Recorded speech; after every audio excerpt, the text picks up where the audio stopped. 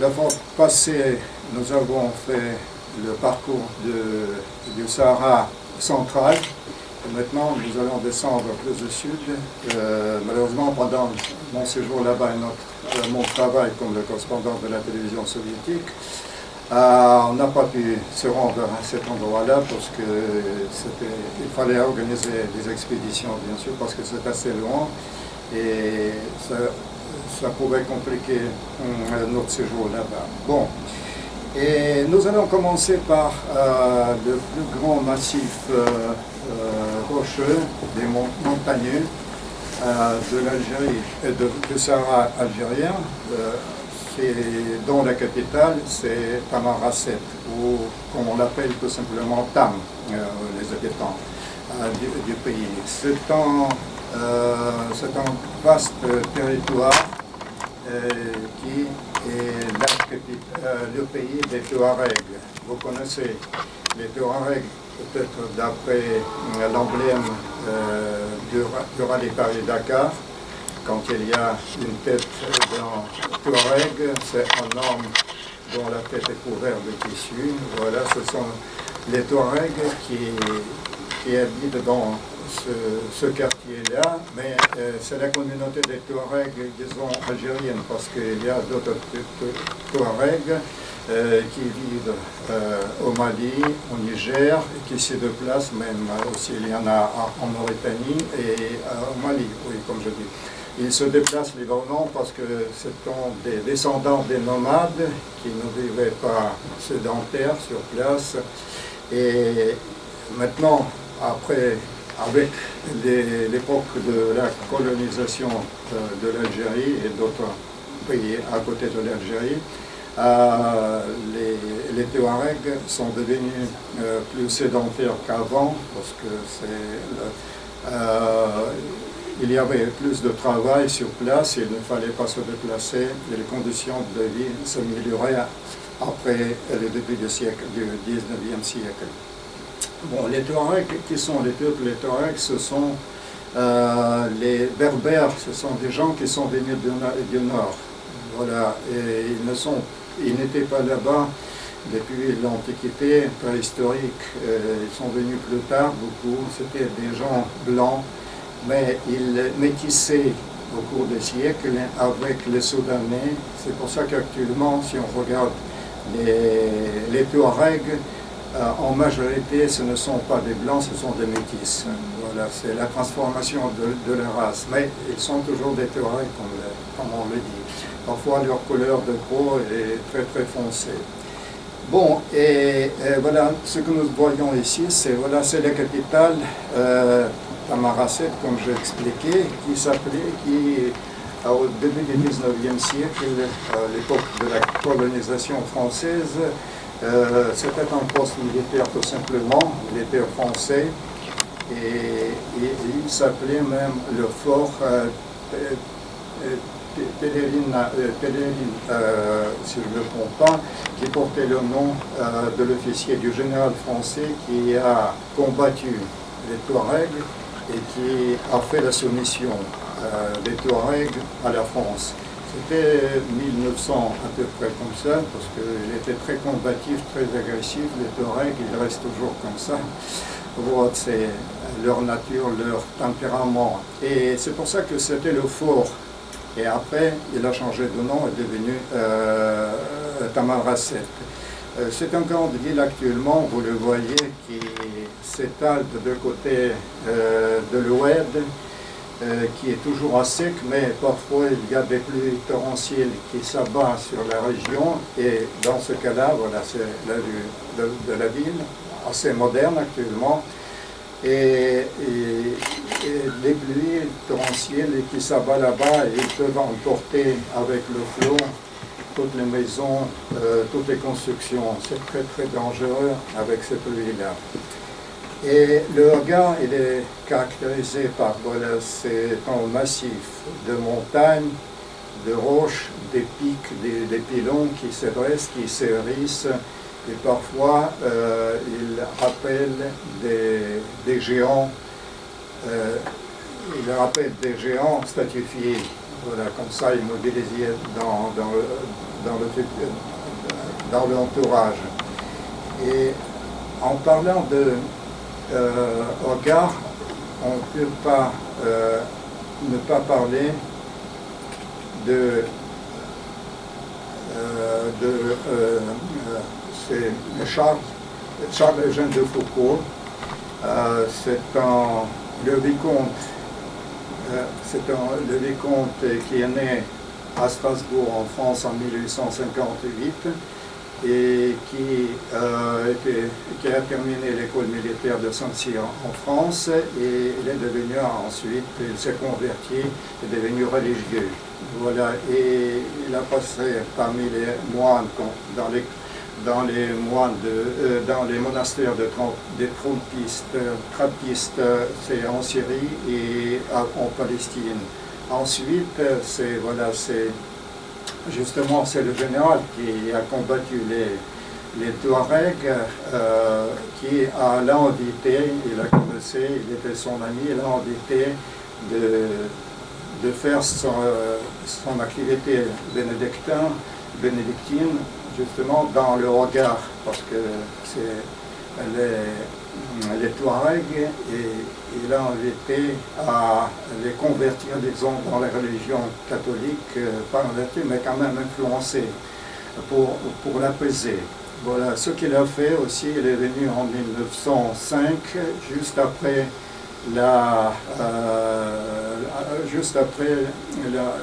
le moment quand les Touaregs sont admis, accepté la domination de la France sur cette région-là.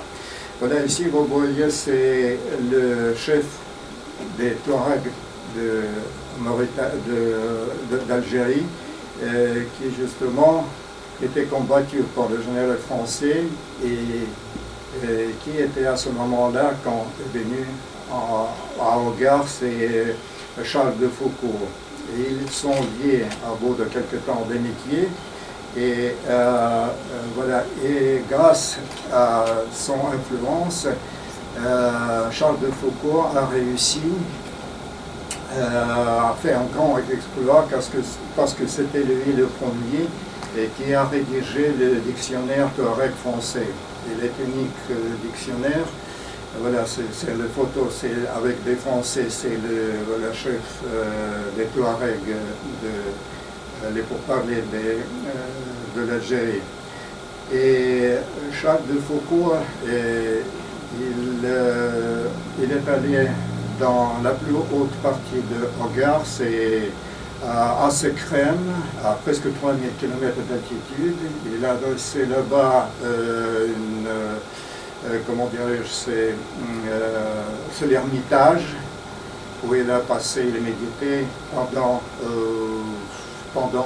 la période de 1911, si je ne me trompe pas. Et quelques mois il a passé là-bas, et c'est que la tragédie qui s'est avérée après, c'était en 1916, c'est le moment de la Première Guerre mondiale, qui était en Europe, mais ça touchait aussi l'Afrique du Nord. Et une tribu des Touaregs, ils se sont révoltés contre la France, et à un moment donné, malheureusement, c'est que voilà, c'est Charles de Foucauld était pris en otage. Vous voyez sa photo à droite, et c'est le chef de la tribu Touareg. Il était pris en otage, et à un moment, quand il y avait un bouleversement, et le gardien, en croyant qu'il va s'enfuir, il l'a tué. C'était le 1er décembre 1916. Voilà, depuis là, la fois précédente, j'ai raconté, en parlant de l'oasis El Gholéa, c'est que la tombe de Foucauld était transférée de Tamanrasset à El Gholéa, dans l'oasis. Il y a l'église, nous avons visité cette église, et à côté de l'église, il y a la tombe de Foucauld. Voilà. Et tout à fait la dernière information que j'ai lue il y a quelques jours, c'est que le Vatican va canoniser Charles Eugène de Foucault le 15 mai 2022 sur la place de Saint-Pierre de Rome. Ce sera une cérémonie avec 6 autres bienheureux qui seront canonisés avec lui. Voilà, c'est presque 100 ans après, il sera canonisé le Pierre de Foucault. Voilà, vous voyez ici, c'est lui, et dans son habit. Et maintenant, ici, voilà, c'est l'image de son ermite, Charles de Foucault. Voilà, je viens décembre de 1911. Voilà, c'est très simple, très modeste, en intérieur de pierre. Voilà, c'est le on a visité cet endroit. Qui vous est familier, le panorama de la partie la plus haute de Hogarth. Assez crème, ça s'appelle.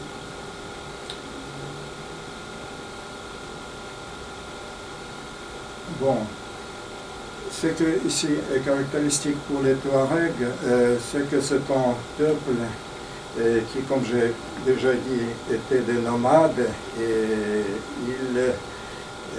ils avaient le caractère très combatif, et leur psychologie était tout à fait simple dans leur vie. Quand il y avait de quoi vivre, elle était très paisible, c'est-à-dire quand il y avait de quoi manger à sa faim, elle était très paisible, calme, ne touchait personne, mais dès que des conditions climatiques, disons, devenaient plus difficiles pour leur troupeau, et la nourriture manquait, ils devenaient très agressifs, très combatifs, ils pillaient les autres, ceux qui ont possédé encore quelque chose. Voilà, c'est leur philosophie qui était comme ça, mais ça a changé heureusement depuis là, et maintenant ils sont beaucoup plus sédentaires que c'était avant. Mais quand même, la légende reste toujours les gens bleus, voilà, les chevaliers du désert, comme on l'a appelé, sur les dromadaires.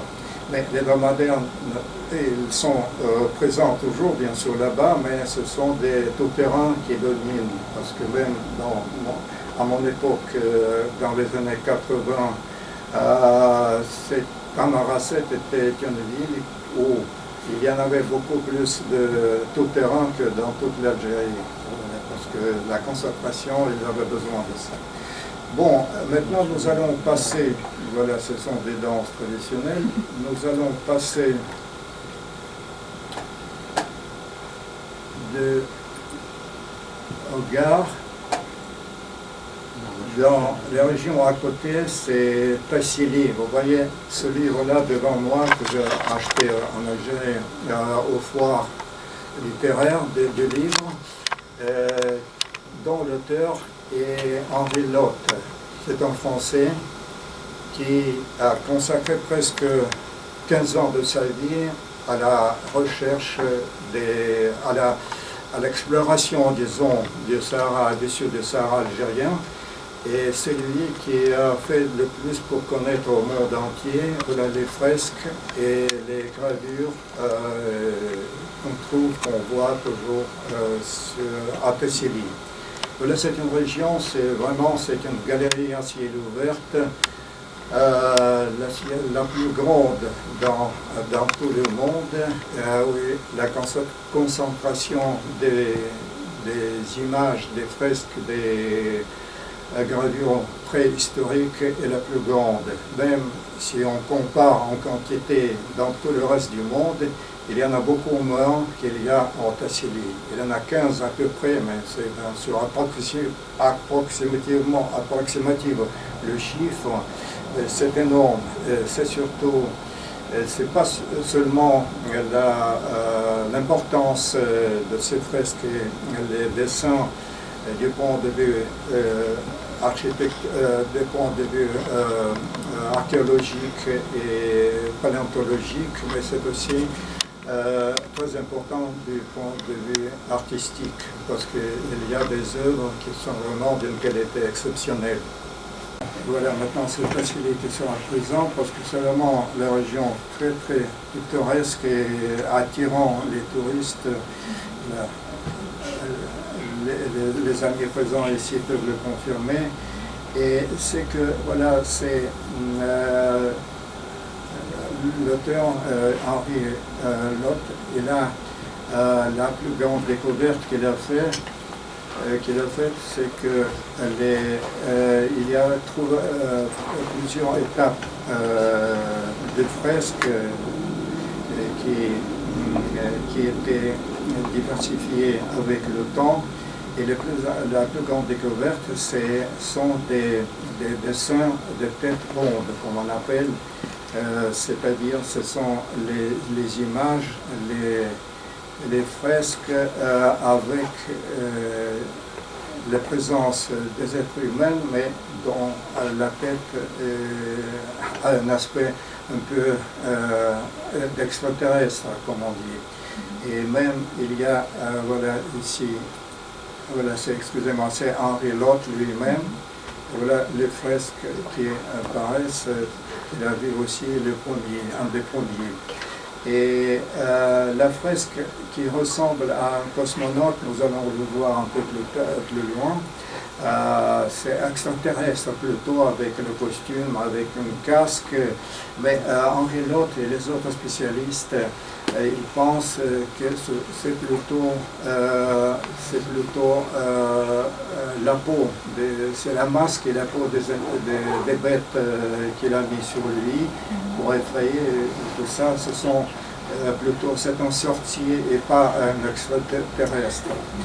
Et ça date de la période des Bodivés, comme on appelle, voilà, des vaches,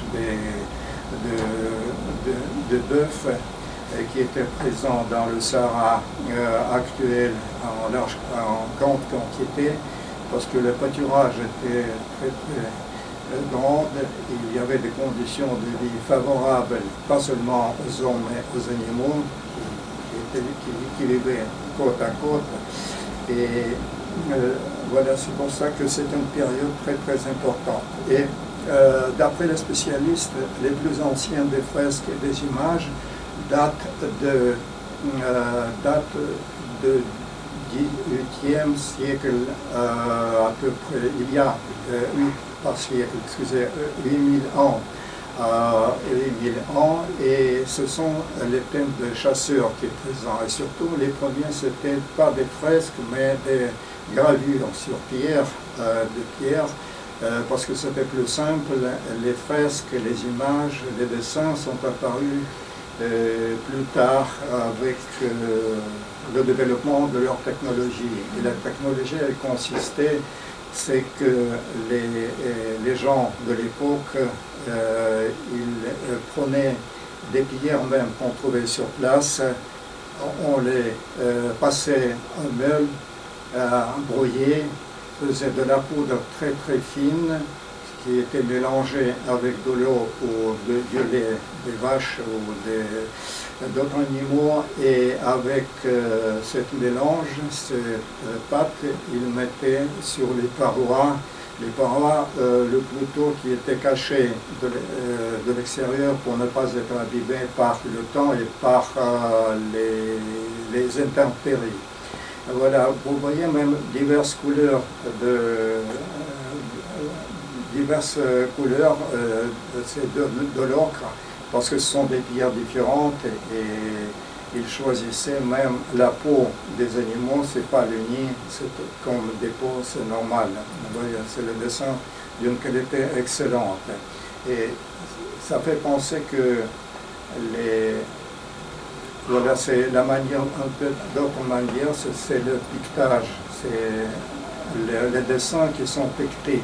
En même temps, les gravures, comme j'ai expliqué, les plus anciennes, il y a aussi des gravures dans un endroit, je ne sais si vous l'avez vu, peut-être c'est les images uniques d'une quarantaine de hiboux, mais qui sont sculptés, des petits hiboux, mais à picturage, c'est-à-dire c'est pas à trait. Et il est à souligner aussi que À l'époque, bien sûr, il n'y avait pas d'outils en fer ou en quelque chose en métaux pour faire les gravures. C'était avec d'autres pierres qu'on faisait. Et les plus précieux, ce sont des fresques, des pierres, des gravures à très polies. C'est-à-dire la qualité est supérieure et ça exige énormément de travail. Voilà, ici, s'il vous plaît, je prête votre attention à ce char à 4 roues et avec un homme de l'époque. Et c'est la bête qui apparaît beaucoup plus tard, c'est le cheval. Voilà, et on pensait que les chevaux sont apparus il y a quelques milliers d'années, mais il s'avère qu'il y a 2000 ans seulement, 3000 ans plutôt, 1000 ans avant notre ère, que le cheval était amené du nord par les Touaregs actuels. Voilà, des hommes bleus. Parce que c'est lui qui a commencé à coloniser du nord le sud. Et le sud, voilà cette partie très fertile de l'Afrique, du Sahara, il était en majorité peuplé par les Noirs, les peuples de l'Afrique noire actuelle. Pourquoi? Parce que il y a beaucoup de fresques avec des masques. Et c'est la culture, la tradition, le culte des masques qui a existé et qui existe toujours en Afrique équatoriale, en Afrique de savane et des forêts. Voilà, et ce sont des masques pas comme, disons, dans l'Afrique du Sud, c'est particulier. C'est pour ça que ça prouve que ce sont les Noirs qui peuplaient en large partie ce vaste territoire et leur domaine, disons, était jusqu'à Grande Terre orientale, voilà, jusqu'à cette partie, parce que là-bas, on voit encore des fresques avec des images des animaux, de crocodiles, des hippopotames, des éléphants même. Voilà, il y a des gravures d'éléphants de 4 mètres de haut, c'est presque à la hauteur naturelle, sur des pierres qui est gravées. C'est étonnant tout ça.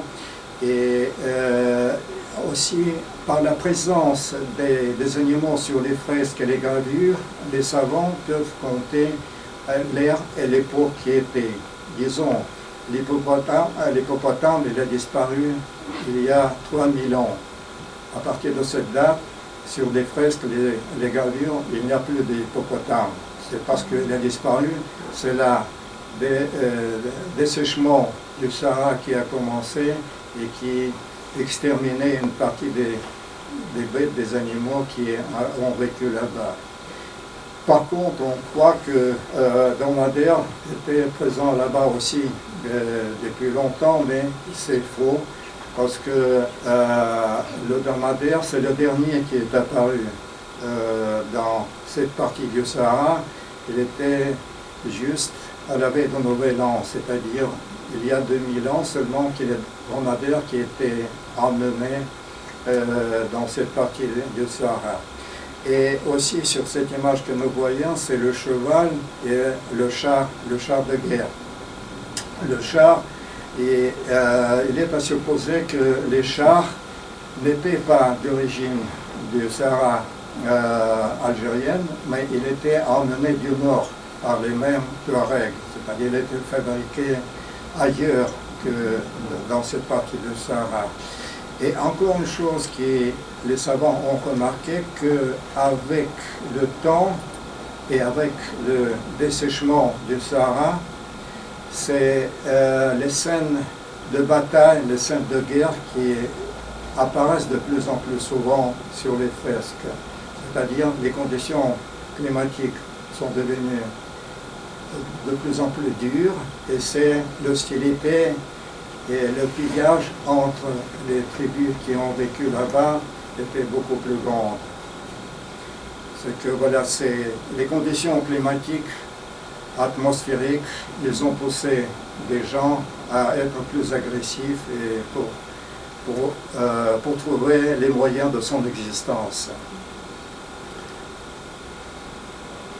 Voilà, ce sont les paysages et il y a dans une partie qui s'appelle Séphar, là-bas c'est presque toute une ville de pierre. C'est avec des galeries, avec des couloirs, des glaces. C'est fantastique, des choses fantastiques. Vous avez ça de vos propres yeux, vous pourrez l'apprécier. Voilà les images qui sont ici.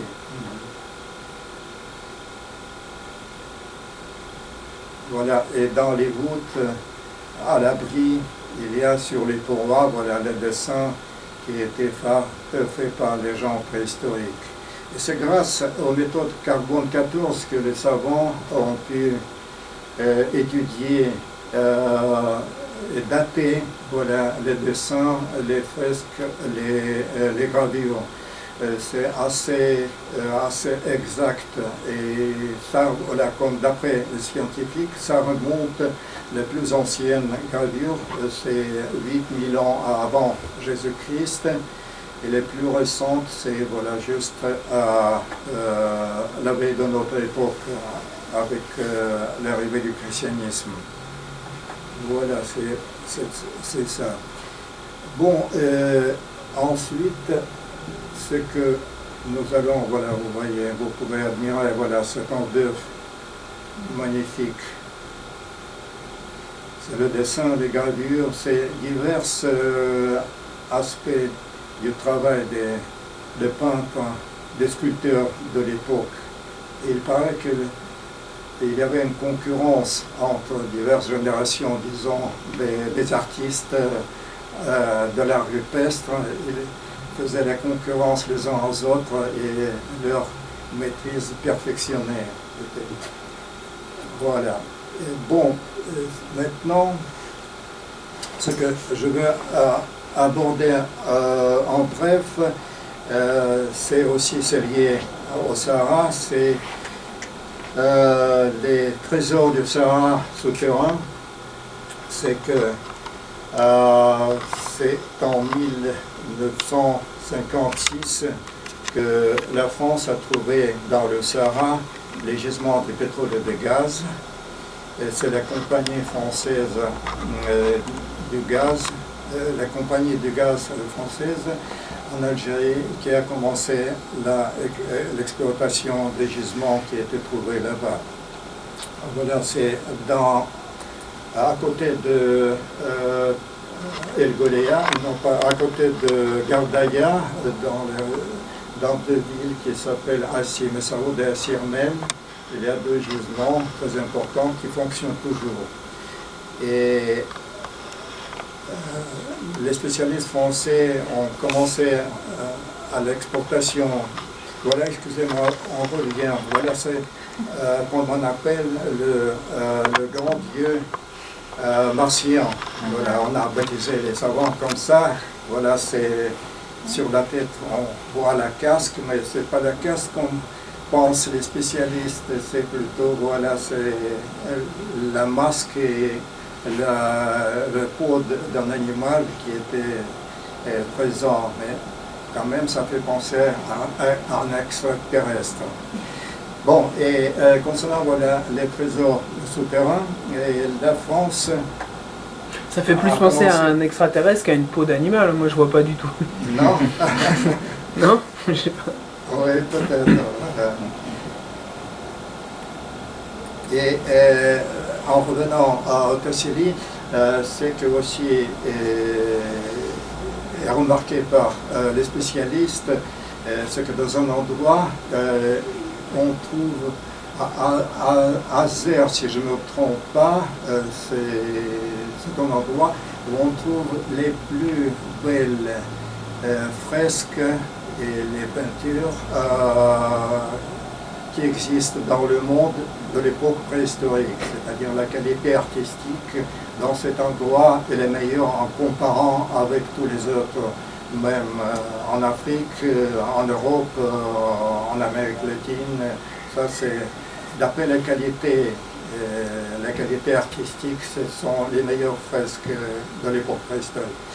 Bon, voilà, c'est le gaz et le pétrole qui est exploité. Et en quelques mots sur la coopération de l'Algérie avec l'Union soviétique de l'époque, parce qu'après leur indépendance en 1962, les spécialistes soviétiques étaient invités en Algérie en grand nombre.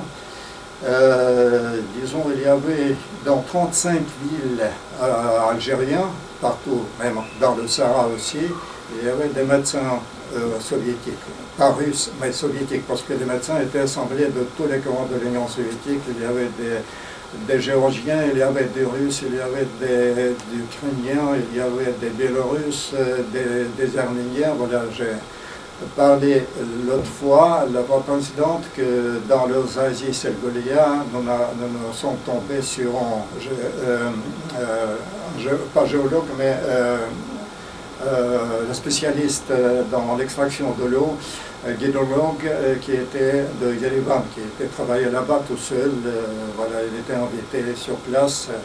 C'est pour ça que le médecin était aussi très très apprécié, parce qu'il était vraiment des spécialistes de grande qualité qui étaient envoyés là-bas. Ce n'est pas n'importe qui.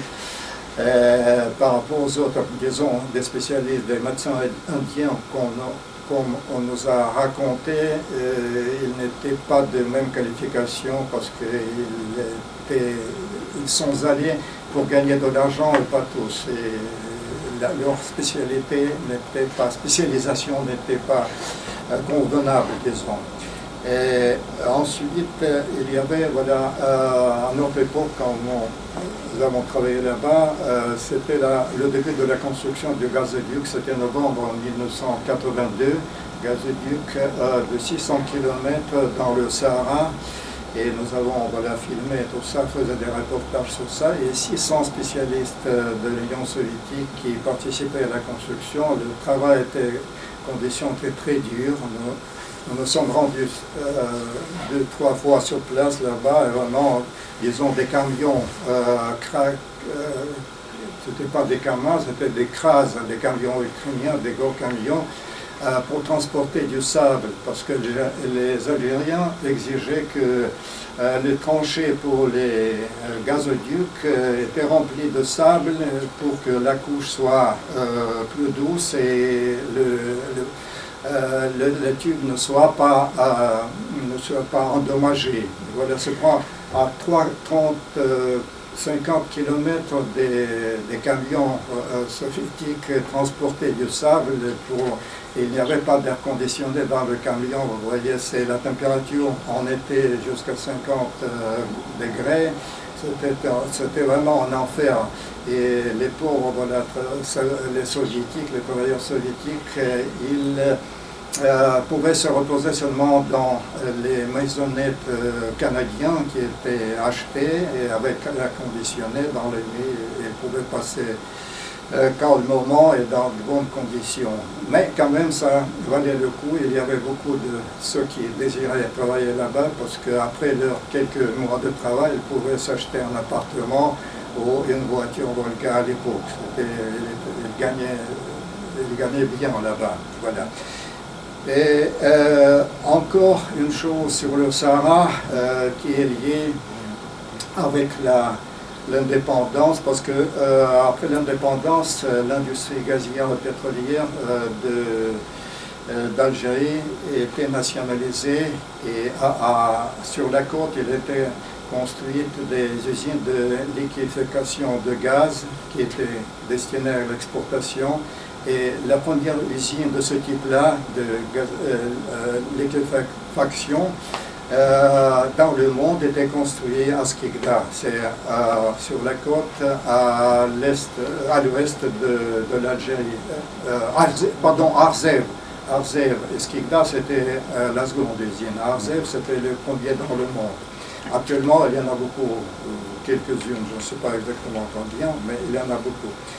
Et donc, voilà, c'est nationalisé, mais il y a une histoire qui lie le Sahara avec une ville française sur le lac Léman qui s'appelle Evian. C'est à cette ville de 1961 à 1962 ont eu lieu des des pourparlers entre la France et le Front de libération nationale.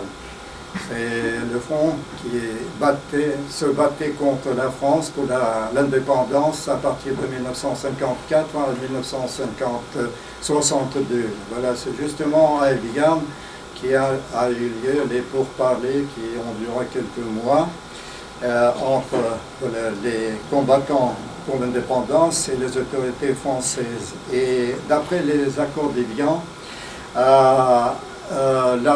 l'Algérie a reçu l'indépendance, c'était le 5 juillet 1962, et la France a abandonné tout le territoire, bien que avant, comme j'ai lu dans les sources historiques, De Gaulle, qui était le président à l'époque, il cherchait à tout prix d'éviter que le Sahara reste algérien.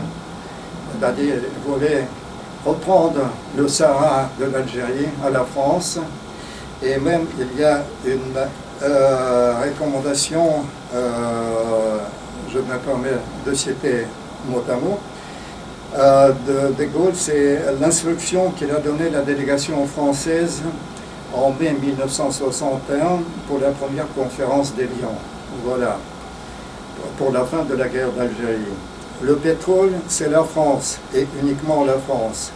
Le Sahara algérien est une fiction juridique et nationaliste sans fondement historique. On peut accepter beaucoup de choses. On ne peut pas abandonner le Sahara purement et simplement au Front national, au Front de libération nationale. Et voilà. Je peux te couper? Et donc c'est pour ça qu'à ce moment-là, il y a eu des tensions et que le FLN a fait sauter le maire d'Évian. Il a été assassiné, Camille Blanc. Il a été assassiné, je pense, juste avant les accords. Ou du moins, c'est parce qu'il a été assassiné oui. qu'il y a eu ces accords. Oui, c'est fort possible, c'est fort possible. Mais c'est qu'il y a une chose qui attachait beaucoup la France à l'Algérie à cette époque-là, au moment des pourparlers, même pas à toute l'Algérie, mais spécialement sur le Sahara, parce que c'était des essais nucléaires qui menaient la France. Et des gisements d'uranium aussi. Uranium aussi, oui, bien sûr, c'est comme le combustible, tout ça. Mais c'est les essais nucléaires qui étaient intéressés à la France. Et voilà, c'est en 1900, c'est justement, il y a. Et ce document que vous venez de lire, c'est De Gaulle qui a prononcé? Comment? C'était De Gaulle qui a prononcé cette allocution que vous venez de lire? Oui, c'est De Gaulle. C'est pas de question. Ce sont les instructions qu'il a données à la délégation française. Il n'était pas, il ne participait pas au pourparlers avec le Front de libération nationale, mais il y avait d'autres fonctionnaires qui assistaient ça et il donnait l'instruction comment il faut mener les pourparlers et quels sont les buts qui doivent gagner la France. Et bon, et les essais nucléaires, c'est le 13 février 1960 qui a eu lieu le premier essai nucléaire, c'est à Regan, c'est à 50 km de la ville de Regan, c'est dans le Sahara aussi, dans le Sahara un peu nord. Et c'était l'essai aérien. Il y avait une tour en fer dressée et au sommet de cette tour on installait le charge nucléaire qui doit être explosé. Voilà ce que nous allons voir ça. Et la France a fait dans cette région, voilà, de Regan, 4 essais atmosphériques, mais 112. c'est dans cet endroit, j'ai dit. Ah, oui, à cet endroit, à Regan, il y en avait 4, mais oui, atmosphériques. Voilà. Et c'est que les retombées radioactives étaient de telle puissance, ampleur que la France était contrainte d'abandonner voilà, les essais atmosphériques et de les transférer plus au sud. C'est dans la région de Hogar, voilà, dont nous avons parlé. Un instant, s'il vous plaît. Voilà, c'est le camp, c'est dans la région de Regan. Les installations, tout ça, c'était une zone qui était bouclée de quelques centaines de kilomètres de large. Et voilà. Un instant, je cherche le puits. Ah, voilà. Ce sont les installations avant l'explosion. Les tunnels, tout ça, là-bas. Il y avait même les techniques militaires qui étaient un plan à côté de ce point zéro, comme on appelle, pour voir quelles seront les percussions sur le matériel militaire après l'explosion. Voilà, c'est la tour que vous voyez, et au sommet, c'était l'explosion qui se faisait le 13 février 1960. Il y en avait, comme j'ai déjà quatre, et après on a transféré au sud.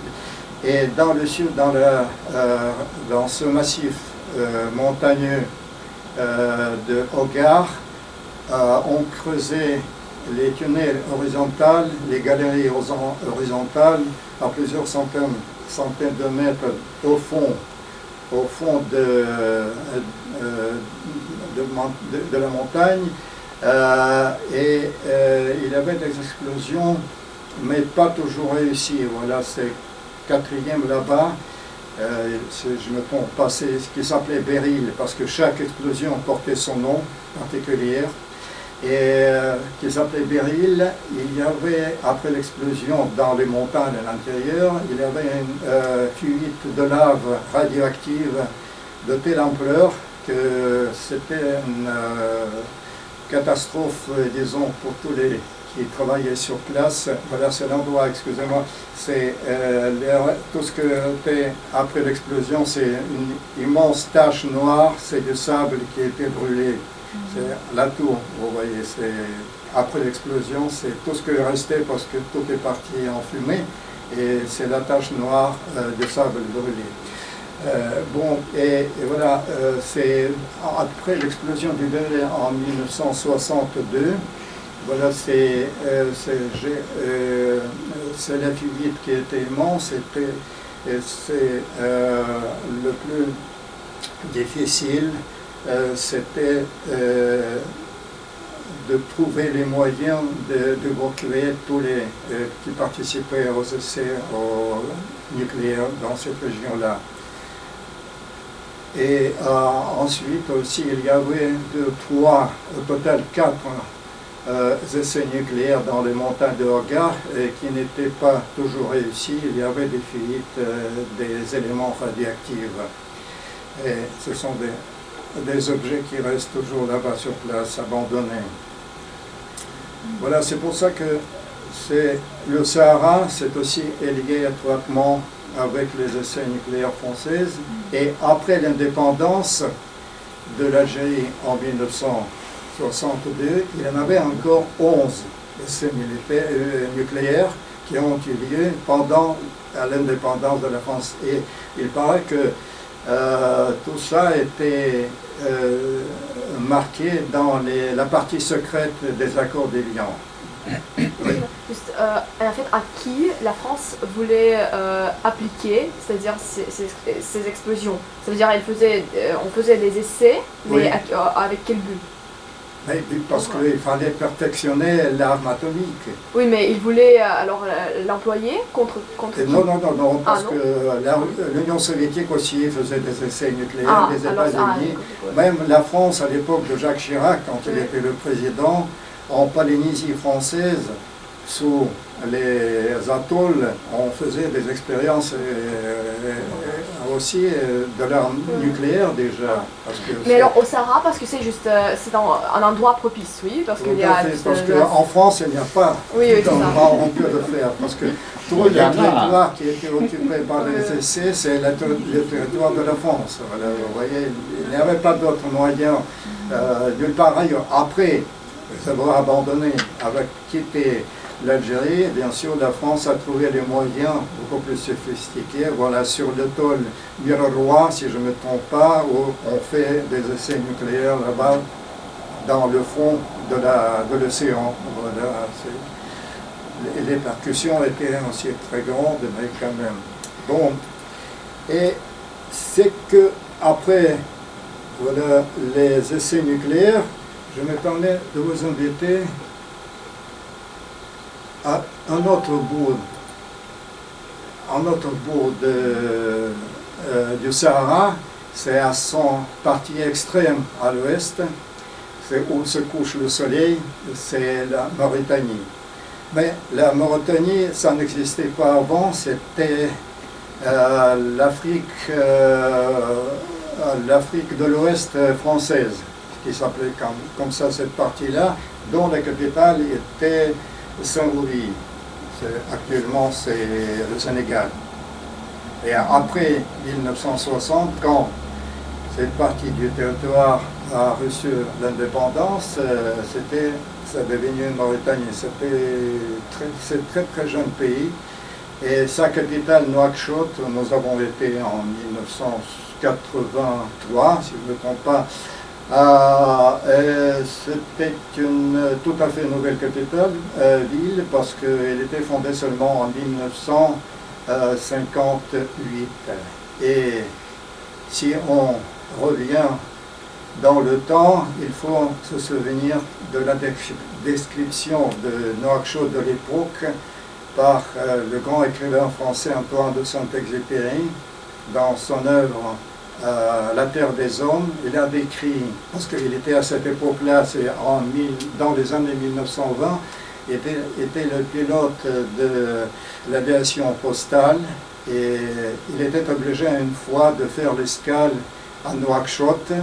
Et Nouakchott était à cette époque-là, c'est le poste militaire d'observation, avec 3 baraques en terre battue, et où il y avait un sergent français et 15 soldats marocains qui s'ennuyaient éperdument dans ce coin du monde perdu. Voilà.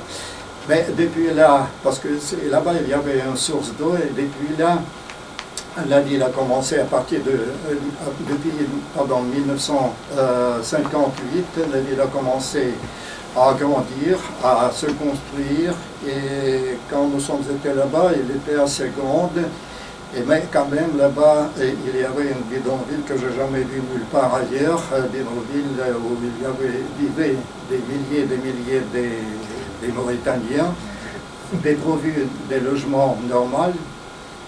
Voilà, parce que c'était vraiment du carton qui était, des maisonnettes là-bas, qui étaient construites. Et ce que peut attirer Mauritanie, les voyageurs actuellement, c'est pas les beautés du désert, disons, parce que si on compare avec l'Algérie, avec le Sahara algérien, c'est pas comparable.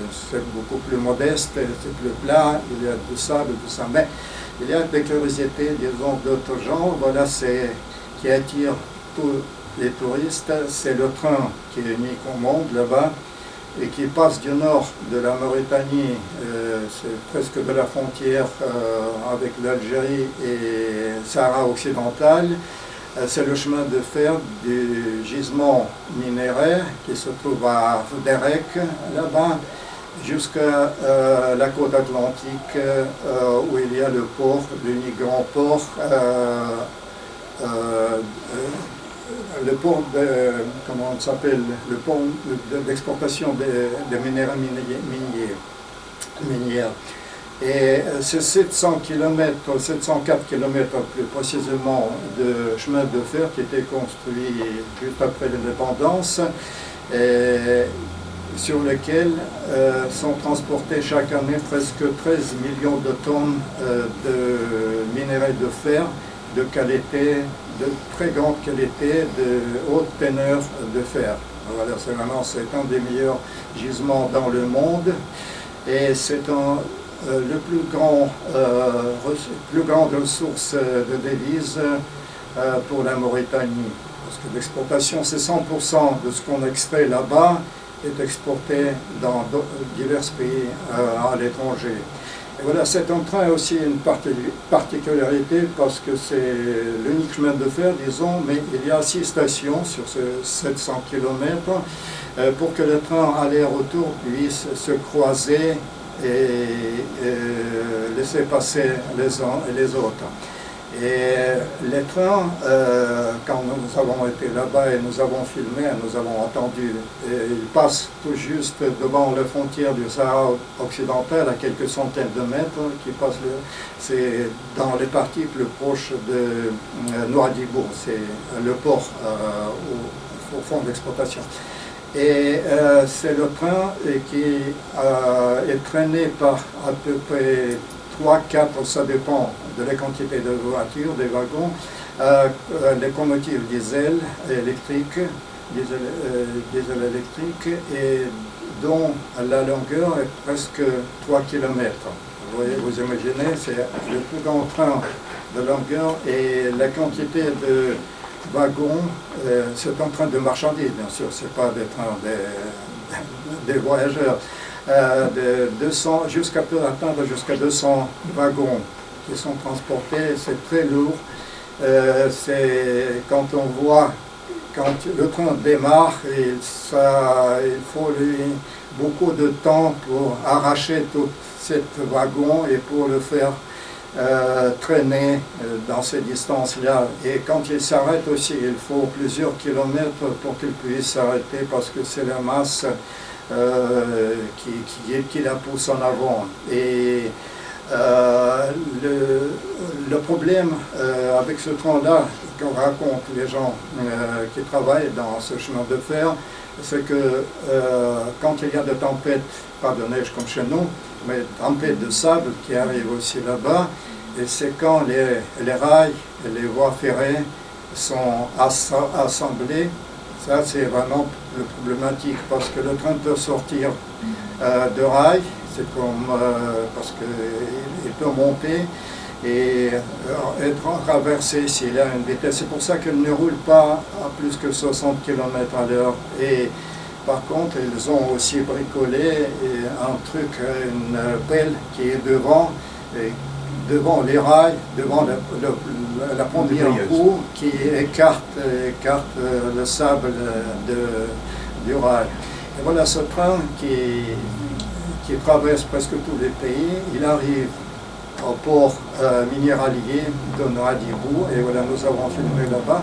Et heureusement, il y a quelques mots, c'est que nous avons été gâtés à ce moment-là, étant donné que le directeur, le chef de ce port minéralier, c'était un Mauritanien, bien sûr, mais dont la femme était russe. Et il a fait ses études à Leningrad à l'époque, un homme très cultivé.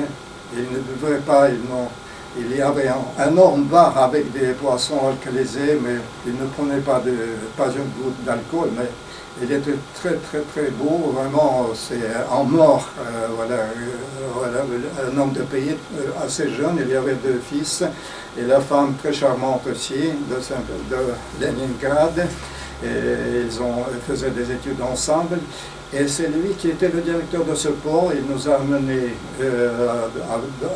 avec lui pour voir tout ça, il était le chef, le patron, il nous a laissé tout filmer là-bas à l'intérieur. Et ce qui nous a frappé, et voilà, c'est comment il décharge tout ça pour charger dans les bateaux qui sont accostés là-bas. C'est un truc, on appelle culbuteur, c'est-à-dire c'est chaque wagon qui arrive là-bas, ils se sont séparés au moment de l'arrivée dans le port, ils ne sont pas scellés entre eux. Chaque wagon arrive. Il entre dans ce truc comme ça, long sur toute la longueur du wagon, et il est fixé, je ne sais pas comment, mais il est fixé, et dans plein d'œil, il est renversé, et tout le fer, c'est 100 tonnes de fer, presque dans chaque wagon, il est renversé immédiatement en bas, et là-bas c'est le système. Il arrive sur le courroie transporteuse, comme on appelle, c'est-à-dire sur le tapis, disons, le tapis roulant.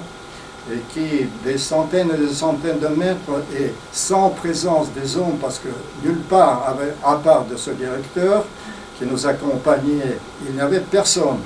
Tout était automatique, voilà. C'est les wagons qui étaient renversés, le minerai de fer qui était tombé en bas, et sur le tapis, on l'a filmé aussi, qui avance, qui passe d'un côté à l'autre, se renverse sur les autres tapis qui sont plus bas, et au bout, là-bas, c'est le bateau minéralier qui est accosté, et c'est le tapis qui arrive là-bas et verse à l'intérieur des bateaux le contenu, le minerai de fer. Voilà, c'est fantastique tout ça. Et encore une chose qu'on n'a pas pu oublier, c'est qu'avant d'aller là-bas, nous sommes allés chez lui, il a pris 2 ou 3 bombes, aérosols, vous comprenez, contre les mouches, tout ça. Mais on ne savait pas à quoi ça va servir. Et dès qu'on est arrivé là-bas, il ouvre les portes de voiture et ce sont des milliards de mouches parce que tout l'endroit où voilà, c'est dans le pont minier, ce sont des mouches. Des mouches et des bombes qu'il a pris, c'est à notre retour, pour les chasser de la voiture, parce qu'autrement, tout l'intérieur de voiture était plein de mouches, voilà, qui étaient partout.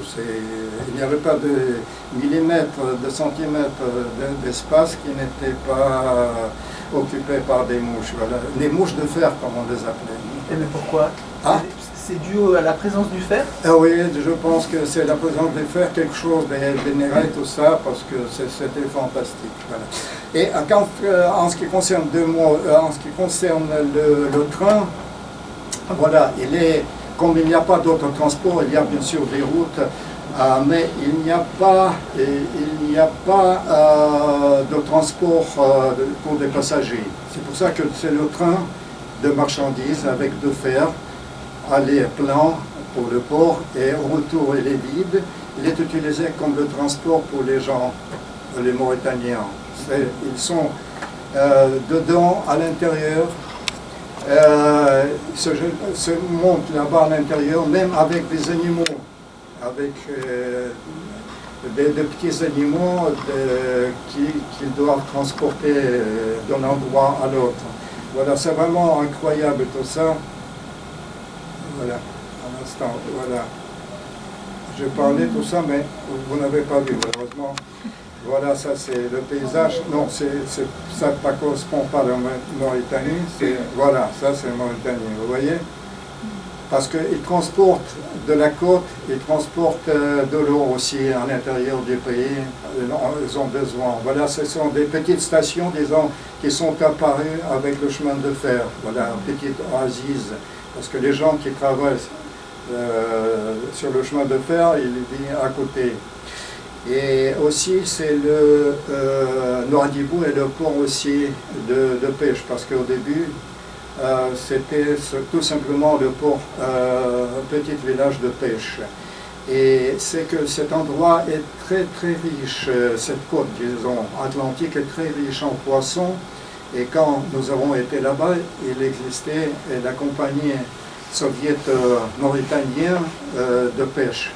Voilà, il y avait des bateaux soviétiques qui participaient à la pêche, les bateaux de pêche. Il y avait même des ateliers de frigorifiques, tout ça, pour conserver et pour l'exporter le poisson. Parce que la côte est très très riche, comme je dis, et la distance de toute la côte atlantique de la Mauritanie, c'est 700 km.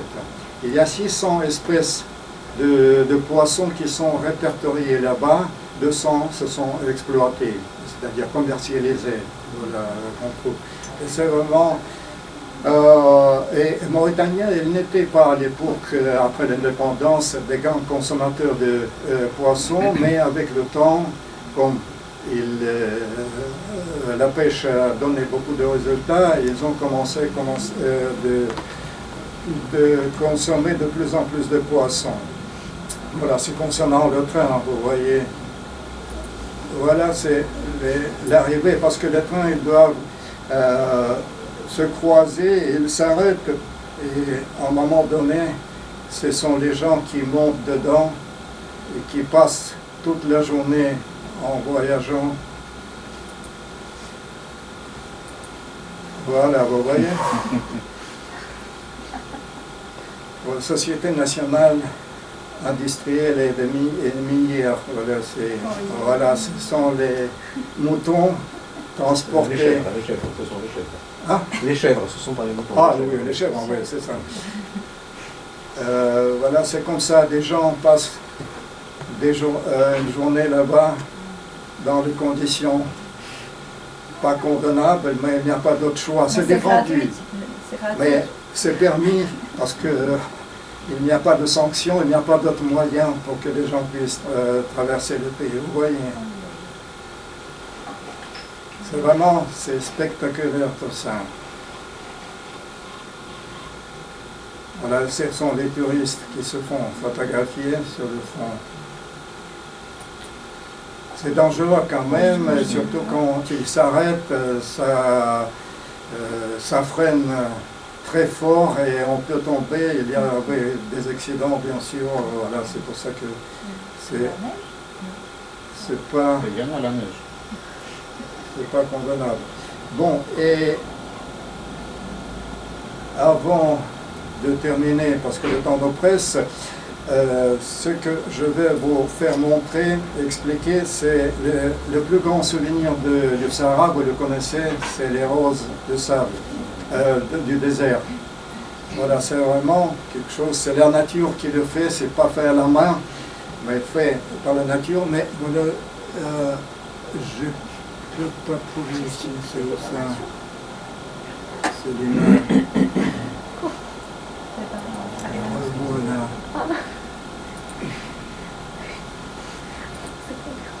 On peut chercher. Ça disparaît aussi.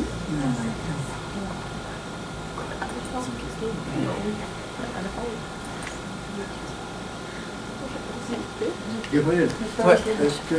Ah, Je croyais que tu... песчаная роза была у меня, она исчезла, песчаная роза. Вот. Non, voilà. Voilà, rose пустыни, c'est la rose du désert, du Sahara. Il me semble que dans d'autres déserts, ça existe aussi, mais dans le Sahara, c'est le plus typique. C'est que, voilà, vous les voyez, divers types, diverses dimensions, diverses formes. Ça se passe à l'intérieur, dans les parties sablonneuses du désert. Et ce sont les eaux qui font monter les sels, pas sur la surface, mais à l'intérieur. Et ce sont les sels qui commencent à durcir avec le temps, se durcir, devient dur, se cristallise. Et il faut beaucoup de temps pour que ça se cristallise. Voilà, et voilà, c'est comme ça que vous voyez, même il y a des exemplaires de plusieurs dizaines de kilos. Il y a de petits, voilà, des formes diverses, des couleurs aussi différentes parce que ce sont les sels et le sable, la poussière de sable qui sont diverses. C'est pour ça que la couleur des pétales des fleurs sont diverses aussi, vous voyez. Et c'est le vent qui sculpte... Non, c'est à l'intérieur. Ah. Il faut savoir les chercher, c'est pas tout le monde. Vous passez, mais ça se trouve sous sol. C'est pas tout le monde qui peut le trouver. Vous voyez, On c'est les a presque trouvés à transparent. côté de Timimou. Voilà, avec la lumière, ça peut être transparent. Il y a des autres qui sont très foncés. C'est comme du chocolat, de la couleur, mais les plus jolies, les plus belles, c'est quand ils sont, voilà, de l'ambre, la couleur de l'ambre. Bon, apparemment, Evgeny, il nous reste 3 minutes. Voilà, j'ai terminé avec des fleurs. Non, bravo. Et je vais Bravo. vous souhaiter, on va pas se revoir avant le nouvel an, c'est pour ça que je souhaite à tous bonne année, l'année sans maladie, en prospérité et en bonheur. Merci. C'était passionnant, bravo. Merci.